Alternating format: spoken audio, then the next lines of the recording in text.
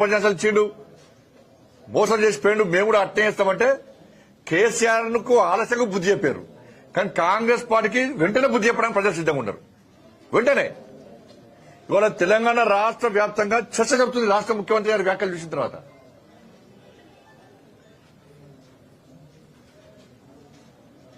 కేంద్రం ఏమి అన్ని కేంద్రం ఇచ్చాక మీరు చేసేది ఏంది? ఇచ్చేదంతా కేంద్రమే. శ్వేతపత్రం విడుదల చేయమన్నాం, మేం చేస్తామన్నాం, ఏమైంది? వాళ్ళు నిన్న కూడా 6,000 కోట్ల రూపాయల అభివృద్ధి పనులు ప్రారంభించారు. నిన్న ఒక్క నేషనల్ హైవేస్ కే తెలంగాణ రాష్ట్రంలో 1,25,000 కోట్ల రూపాయలు ఖర్చు పెట్టాం. నేషనల్ హైవేస్ కే. రైల్వేస్ అభివృద్ధికి, రైల్వే కొత్త నిర్మాణాలు, రైల్వే స్టేషన్లకు 32,000 కోట్లు ఖర్చు పెట్టినాం తెలంగాణ రాష్ట్రానికి.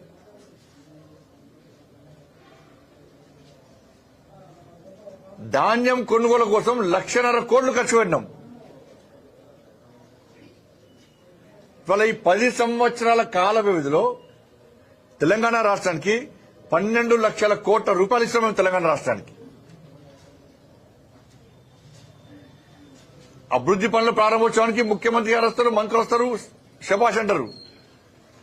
ఢిల్లీ పోయి మాకు సాయం చేస్తున్నారు, కృతజ్ఞతలు అంటారు. మంత్రులు పర్సనల్ కలిసినప్పుడు చాలా సాయం చేస్తారు తెలంగాణకు అంటారు. మన రాజకీయంగా మాట్లాడినప్పుడు తెలంగాణకి ఏం చేయలేదు బీజేపీ ప్రభుత్వం అంటారు. మరి గ్రామాల్లో అమలు చేసే సంక్షేమ పథకాలు ఎవరి? తెలంగాణ రాష్ట్రంలో నేషనల్ హైవేస్ అని మీరు నమ్మరు. స్వాతంత్ర్యం వచ్చిన కాంచెల్లి 2014 వరకు కేవలం 2,500 కిలోమీటర్లు మాత్రమే నేషనల్ హైవేస్ జరిగినాయి, పనులు జరిగాయి.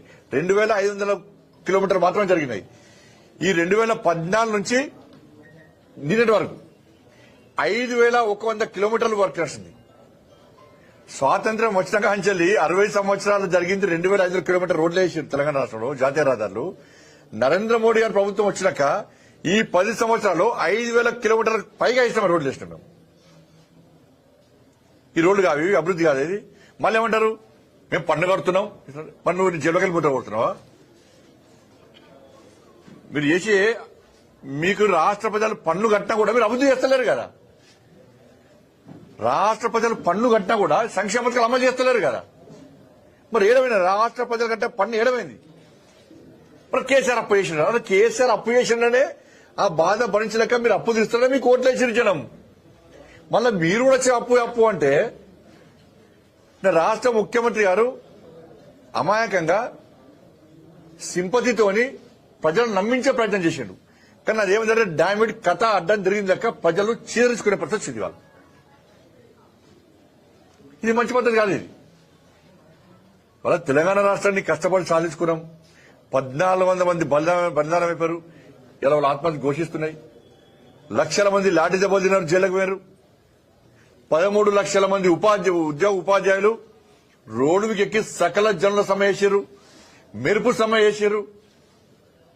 వాళ్ళ డిమాండ్ల సాధన కోసం మన రాష్ట్రం మనకు వస్తే మన డిమాండ్లు అవుతాయి, మన పాలన మనం సాగించుకోవచ్చు అని చెప్పి వాళ్ళు కష్టపడి తెలంగాణ రాష్ట్రాన్ని సాధించుకొని ఒక మూర్ఖుడి చేతిలో పెడితే ఆ మూర్ఖుడి పాలన భరించలేక మీ చేతిలో పెడితే ఆ మూర్ఖుడికి మూర్ఖుడు అయిపోయారు మీరు. కాంగ్రెస్ పార్టీ రాక్షసత్వం బయటపడ్డది. నిన్న గాడిది గుడ్డు పెట్టుకున్నారు. ఇవాళ ఏమిచ్చారు? గాడిది గుడ్డు కూడా ఇస్తలేరు మీరు. ఇలా నేను రాహుల్ గాంధీ గారిని డిమాండ్ చేస్తున్నా, ప్రియాంక గాంధీ గారిని డిమాండ్ చేస్తున్నా. తెలంగాణ రాష్ట్రానికి వచ్చిర్రు, సంవిధాన్ బుక్ చేత పట్టుకున్నారు. మేము అప్పులు తీరుస్తాం, కేసీఆర్ అప్పులు చేసిండు, మేము అప్పులు తీరుస్తాం, 6 గ్యారెంటీలు అమలు చేస్తామని చెప్పి మీరు ప్రామిస్ చేసిపోయారు. ఇలా అదే సంవిధాన్ బుక్ పట్టుకొని రాహుల్ గాంధీ గారు తెలంగాణ రాష్ట్రానికి రావాలి.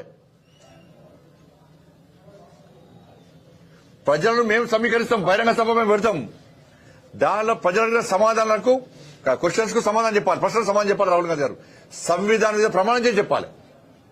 సంవిధానం మీద ప్రమాణం చేసి రాహుల్ గాంధీ చెప్పగలరా ఇది కరెక్ట్ అని చెప్పగలరా? రేవంత్ రెడ్డి గారు మాట్లాడిన మాటలు కరెక్ట్ అని సంవిధానం మీద ఒట్టేసి రాహుల్ గాంధీ గారు కానీ ప్రియాంక గాంధీ గారు చెప్పగలరా? ఆపై ఎలక్షన్ వచ్చారు, ఊగదమ్ముడు ఉపన్యాసాలు ఇచ్చారు, గాడి గుడ్డు చూపెట్టారు. ఇవాళ తెలంగాణ ప్రజలు మోసం చేశారు. అన్ని అబద్ధాలేనా? అరే కేంద్రానికి పోతున్నారు, ప్రధానమంత్రి కలుస్తున్నారు, మంత్రులను కలుస్తున్నారు, డిమాండ్లు పెడుతున్నారు. నిన్న కోమరెడ్డి వెంకటరెడ్డి కృతజ్ఞతలు చెప్పారు నితిన్ గడ్కరీ గారికి. అంతకుముందు రైల్వే మినిస్టర్ కృతజ్ఞతలు చెప్పారు.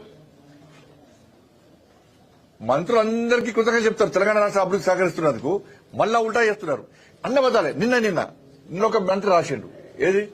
ఈ రాజీవ్ రహదారి ఆయన హైదరాబాద్ నుంచి మంచిర్యాల వరకు రాజీవ్ రహదారి. ఇదట కేంద్ర ప్రభుత్వం రాజీవ్ రహదారి నిర్మిస్తలేదట. ఎంత జూటా మాటలంటే,